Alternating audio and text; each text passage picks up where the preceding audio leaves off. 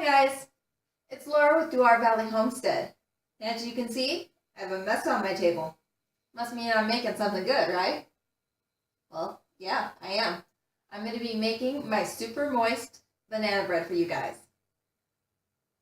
So I'm going to share my recipe and how to do it. And hopefully you guys want to make my recipe as well. So let's get started. These are some very ripe bananas. Probably wouldn't want to eat these. They'd be very strong, quite sweet, but they make perfect banana bread.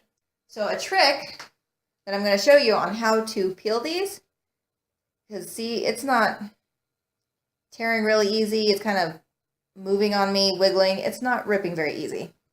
So a trick to peel bananas when they're this ripe, or any that are stubborn, pinch it with your fingers and you're going to pull apart. That simple. I'll do it again for you guys. Right here at this tip, kind of squeeze and pull. Okay, to mash your bananas, you do not need anything fancy. A fork will work if you don't have anything else, or you can even use a potato masher. That's what I'm going to do. Okay guys, this is what your mashed bananas are going to look like. Okay, this recipe, I'm going to want to use some walnuts in. So, I buy the walnut halves.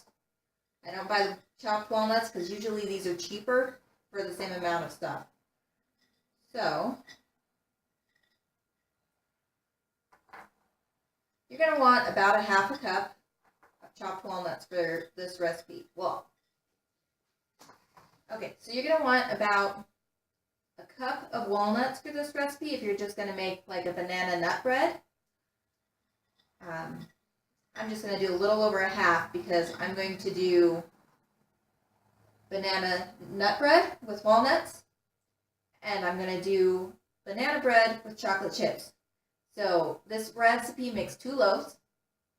One loaf is going to be nutty, the other is going to be chocolatey chippy. I like the walnuts. My husband likes the chocolate chips.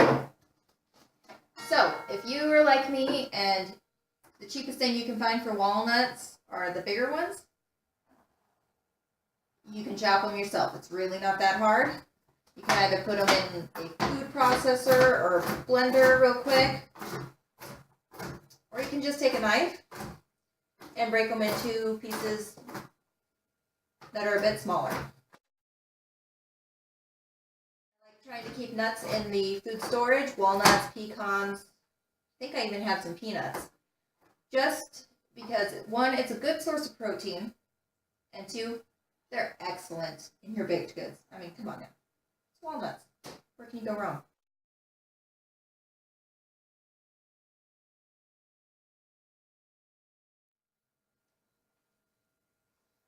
See?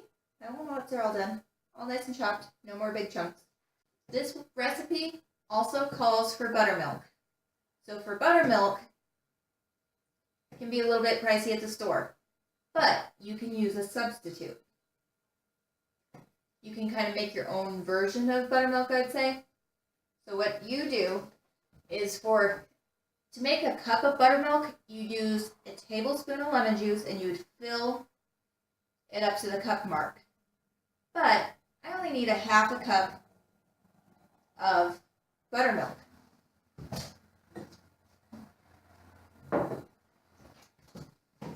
So for the half a cup, I do have, let me grab the right spoon. For the half a cup of buttermilk, you're going to use a half a tablespoon. I'm lucky enough that with my spoons, I do have a half a tablespoon. Now, for those of you who don't have the half tablespoon measuring spoon, 1 tablespoon is 3 teaspoons. So for half a tablespoon, you'd use 1.5 teaspoons. Okay, so let's get our buttermilk ready.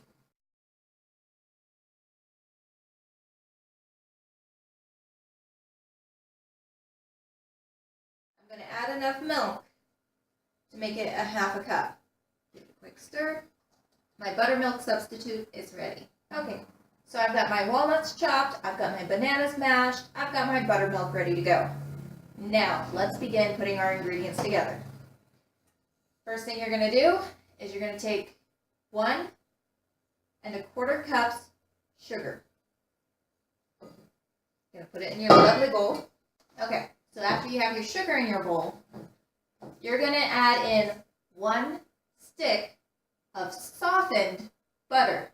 You do not want it rock hard for this recipe. This recipe is a batter, and it's kind of thin. You don't want it like a cookie dough. You don't want it thick. It's kind of like almost like a cake batter. You're going to want softened butter. If you use the spread butter, it'll work too. But again, I'm trying to get away from that, so I've got some softened butter. I can squeeze it with my fingers. It's not really that cold to the touch anymore. You're going to put that in with your sugar. So that's 1 stick or 1/2 cup softened butter. Now what you're going to do is you're going to take your softened butter and you're going to mix it in to your sugar. Okay guys, here's the consistency you want with your butter and your sugar.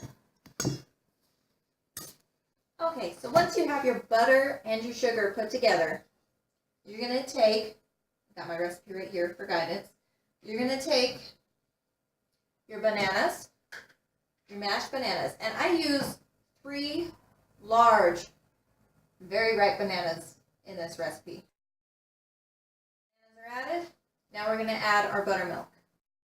Once that's added in, you're also going to add in 1 teaspoon of vanilla. Okay, so this is how you want this to look.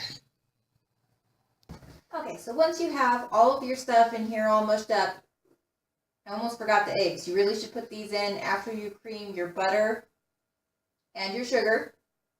Whoops, it'll still work though. So let's go ahead and get our eggs in here and mixed up.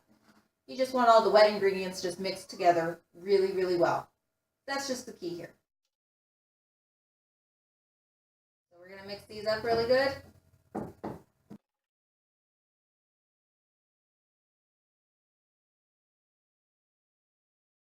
all your wet ingredients plus your sugar stuff are all mixed together, we're going to start adding in our dry ingredients. So for this, you're going to need 2½ cups of flour.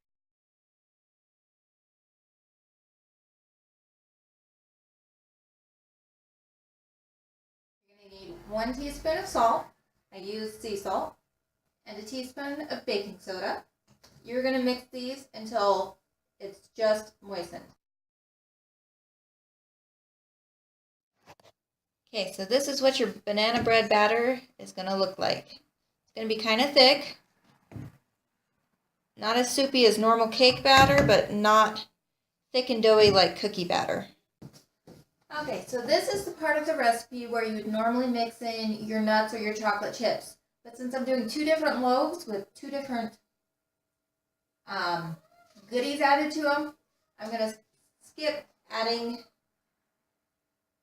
the walnuts or the chocolate chips at this point.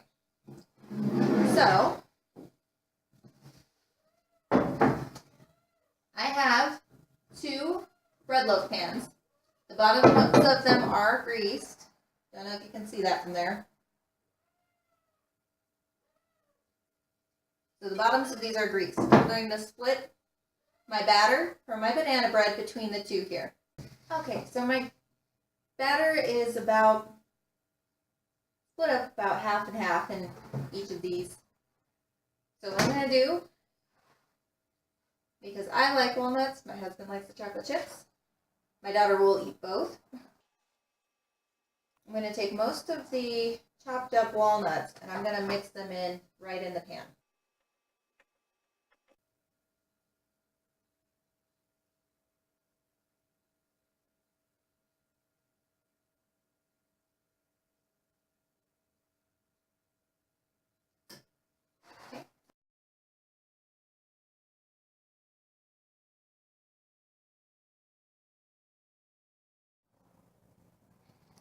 Look at that.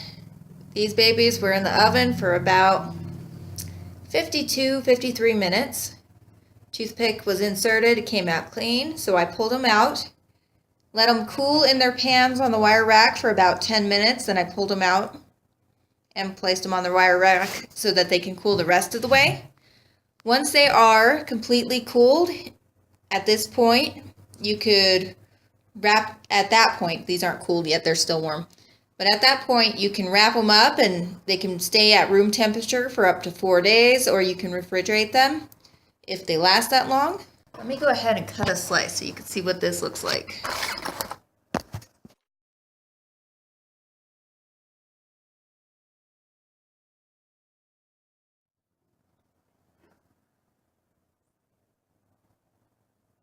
Look how nice that looks.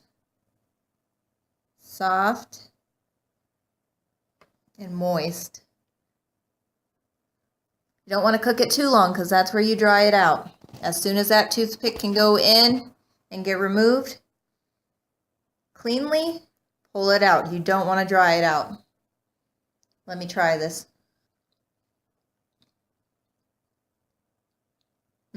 That is so good. It's a great snack, dessert, a quick breakfast if you're on the go. Grab a slice of it up, wrap it up. But yeah, that is my favorite way to make banana bread.